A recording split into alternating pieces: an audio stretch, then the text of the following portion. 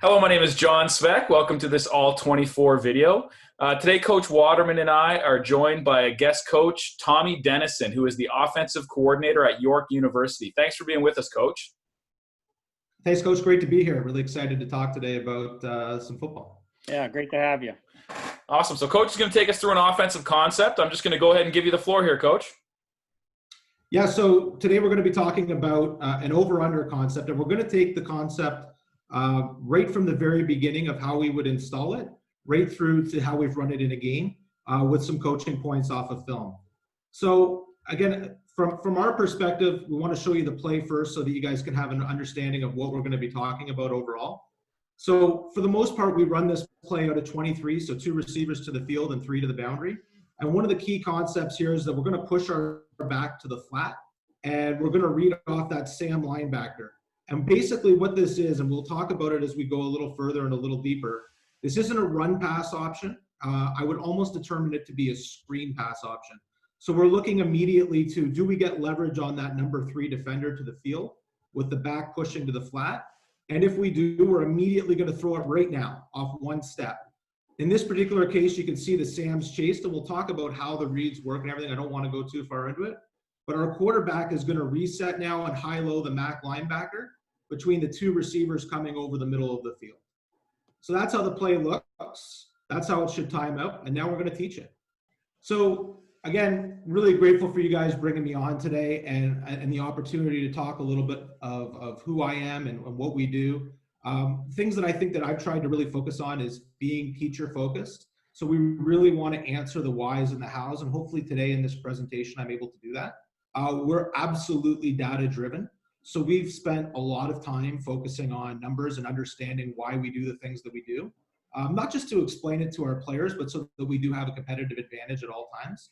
It's an added benefit that we're able to explain everything to our players as well. It helps not only with buy-in, but understanding why things work the way they do, who gets the ball, and how that happens. We do take a focused approach, and sometimes you'll hear me use the term minimalist approach. You guys have, we've spent some time coaching against each other in 2017, and you guys have recognized that we don't run a lot of plays. We really, focus on a smaller package of plays that we'll run and try and get really good at them.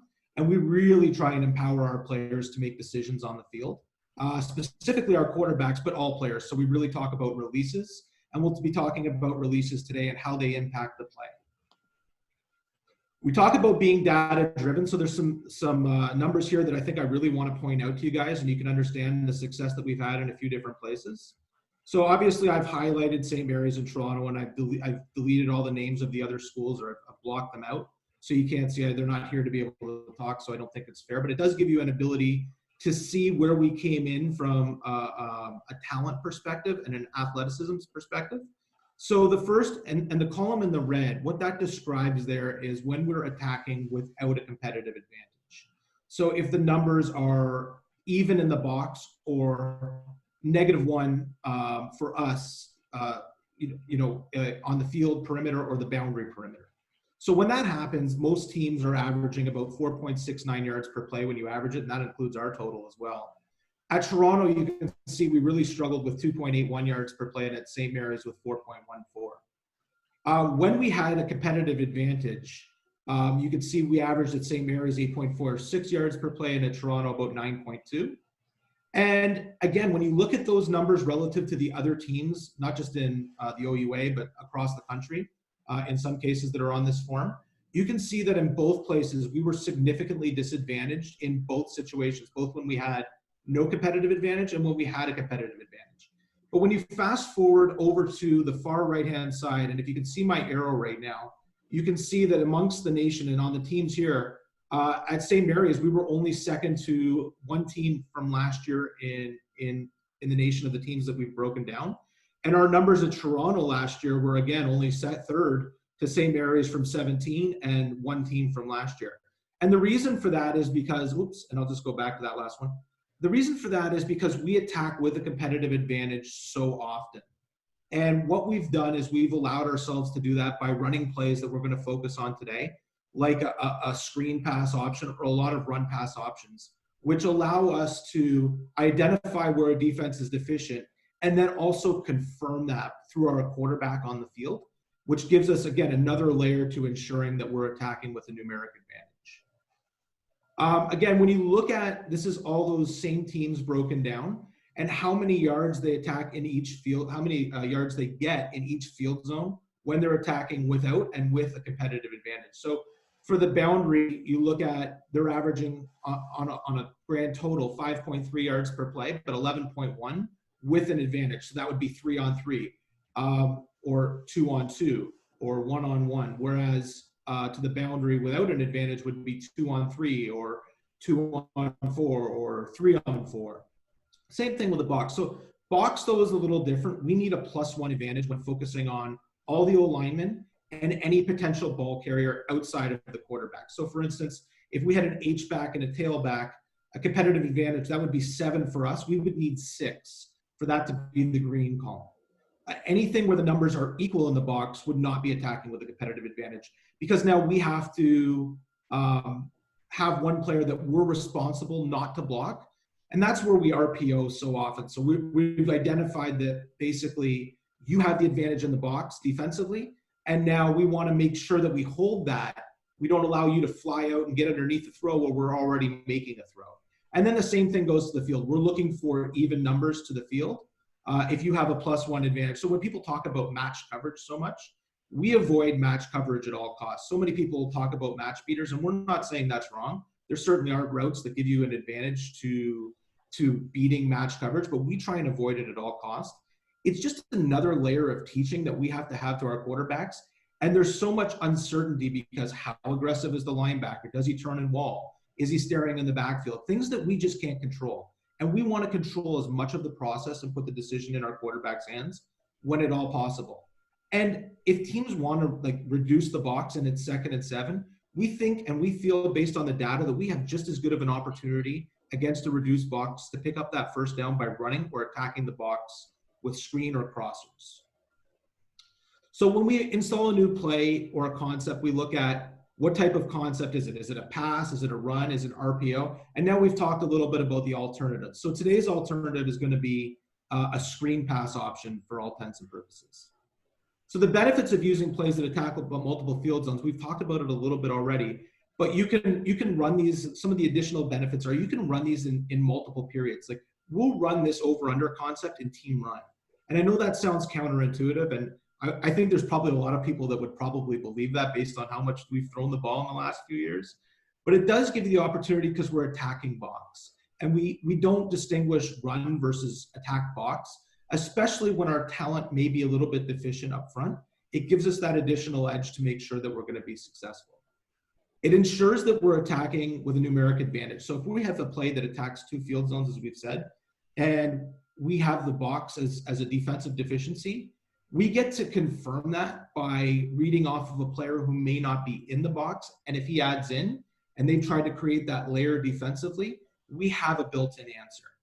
And again, it really does provide built-in answers to complex defensive questions, right? Whereas we're not just calling a play in the huddle, we're not just walking to the line of scrimmage and hoping for the best. We're constantly analyzing the situation and trying to create a 2-on-1 environment.